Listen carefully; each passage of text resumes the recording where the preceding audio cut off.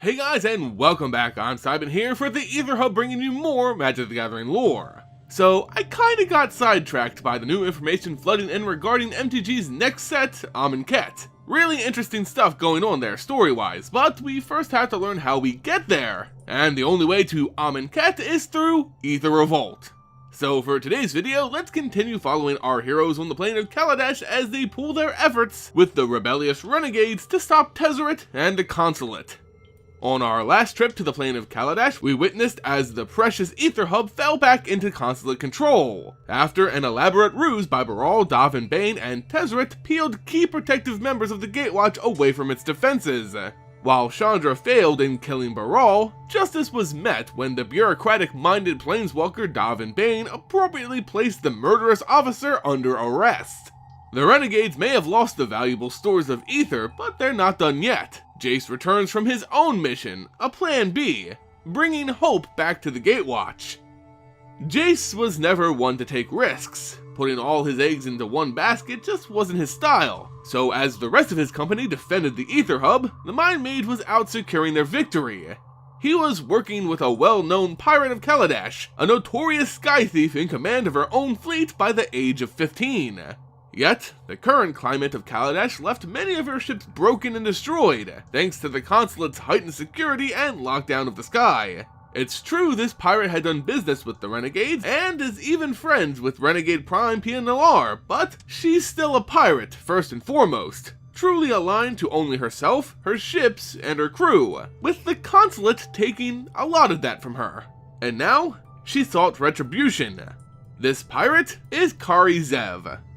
Jace's plan B was simple. They needed Aether to fuel their rebellion, and the Aether Hub would be more than enough to power their airship known as the Heart of Kirin. Yet if the hub was attacked and lost, they'd have no spare Aether to continue forward. Jace and Kari Zev were working to ensure that this scenario wouldn't play out.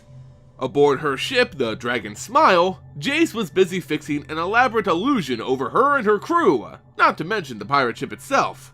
To the eyes of any suspicious Consulate skyships, they would appear as nothing more than another friendly ship floating through the clouds. The perfect disguise for the perfect heist, one that the victims didn't even know was occurring. Their ship would dock at various storage vessels, those employed by the Consulate to collect raw Aether from the skyways of the Aether Sphere. Disguised as a Consulate transport ship, Kari Zev as captain would tether her ambiguous ship to their ports and unload their stores of Aether for the good of the Consulate to end these renegades for good. At least that's what the Consulate officials saw. Sure, she was young for a captain, and she had with her a very strange monkey named Ragavan, but most were too afraid of the chain of command to ever question a superior officer. Despite her age, Kari Zev seemed to be a natural-born leader, exuding confidence and poise better than most Jace had ever met. With their mission complete, it was time to disembark and join the others, assuming everything went as planned. Of course, we know that the Aether Hub couldn't be held. Pia and her fellow Renegades had been scattered. Some flew off with the Gatewatch on the badly damaged Heart of Kirin, while others remained unaccounted for. Jace and Kari would discover their fate as they pulled into the Rendezvous, a selected aviary at the top of one of Gearper's tallest buildings. No one was there, only a rugged female dwarf who brought them the news of the hub's fall. The Mind Mage and pirate traveled into a secret sanctum, hidden behind a loose bookshelf where others from the attack had collected. Yet there was no sign of the other Gatewatch members or Pia. Those who had joined them in this cramped space were known as the Derby Crows. Stars in the famous sky races which, before this civil war started, used to fill the skies of Kaladesh. Among their ranks was the fastest pilot known to the plane, a dwarf by the name of Dapala. She and the other crows had offered their skills on behalf of the Renegades, hoping to break the Consulate's stranglehold over the free skies of the world, but even their expertise couldn't stop the assault on the Aether Hub. Through a small porthole in this small room, a telescope was used to scout out the Consulate's position, and key among them, the position of the Consulate's flagship, the Skysovereign. The massive Skyship was the bane of pirates and renegades alike, the symbol of tyranny and the strong arm of Tezzeret, protecting his personal spire. This monstrous ship was responsible for the fall and destruction of Kari's former fleet. She would get revenge on this eyesore if it's the last thing she does. Jace knows the plan, to attack the Spire with the Heart of Kiran, but now he's unsure of what the others plan to do. He assumes that the plan's still in motion, but with Skysovereign blocking the path, it would be suicidal to charge forward. With no way to contact the other Renegades, Jace formulates a plan to grant them the time and opportunity they need to attack the Spire. Whether they take it or not is up to them and chance, a risk Jace is now willing to take. So long as Kari and the Derby Crows could do their part in this plan, they would at least have a shot. This plan was much more complicated than his previous smuggling scheme. Their mission was to move the massive Skysovereign out of its defensive position. Yet, all they had at their disposal was the Dragon Smile pirate ship and some Derby Crows with flight packs. Hardly a threat warranting the flagship of the Consulate. If they brought just that, they'd be swatted out of the sky by the dozens of smaller ships in the Consulate's fleet. So they would have to improvise and cheat a little bit, something Jace is particularly good at. With the plan set in motion and Depala behind the wheel of Dragon Smile, the group lifted off to face oblivion. Depala's piloting was erratic, to say the least, dive-bombing right into the ranks of the Consulate fleet with little care of self-preservation. The insane tactic worked though. The smaller ships dodged out of the way, giving them a clear path behind their lines. Once there, the Derbies took flight on their packs, spreading out like bees ready to sting every ship they saw. The commotion was sudden and disruptive. The Consulate ships bounced off one another amidst the panic and confusion, while others suffered explosions from the flying crows. The Consulate set out their own flying officers to intercept the Renegades, not wanting to suffer from further friendly fire.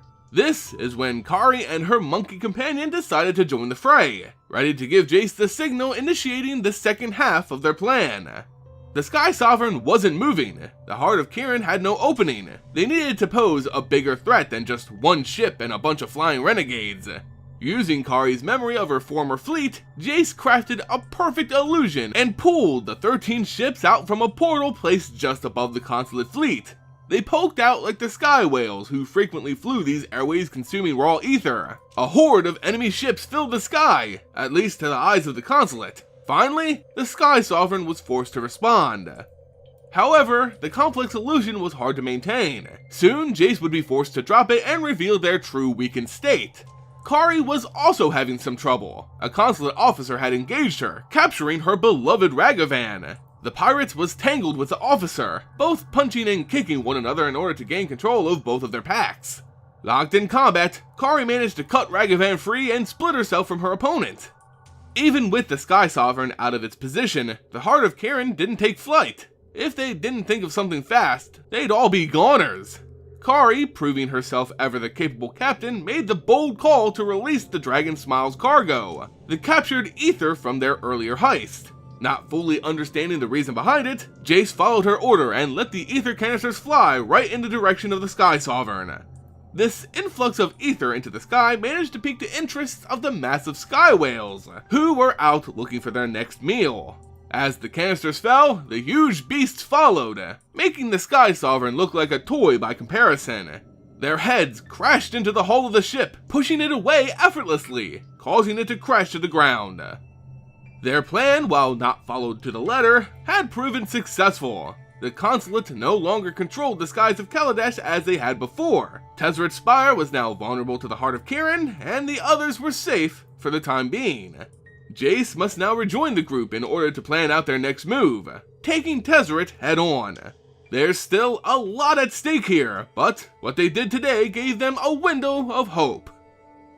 And that, everyone, is the story thus far for Aether Revolt. Be on the lookout for more this week as I look to finish the story as soon as possible to make way for more Amonkhet stuff. As promised in my last Aether Revolt video, it's time to announce the winner of this Foil Baral's expertise. The comment I've chosen on that video was made by Dan Sin. Congratulations, you've won this giveaway. In order to claim your card, just go ahead and send me a message through YouTube, Twitter, or email, all of which can be found linked in the video's description below. As for the rest of you, I know it feels bad missing out on that Foil Baral's expertise, but I have good news. You can comment on this video for another chance to win some cards. Of course, this time, I'm giving away not only Kari Zev, but Kari Zev's expertise and a Ragavan monkey token. Yep, that's right guys, the whole pirate package being given away here on the Aether Hub. All you have to do is leave a comment on this video, be a subscriber to the channel, and maybe share this video with friends. At the end of my next Aether Revolt lore video, I'll announce the winner of this bundle, so make sure you stay up to date on all of our latest videos. Anyway guys, that's gonna do it for me. Remember, if you enjoyed the video and want to see more, not to mention more giveaways, here on the Aether Hub, consider supporting us here on YouTube. Like, share, and subscribe to keep the awesome content coming. In any case, thank you all so much for watching, and I'll see you next time here on the Aether Hub.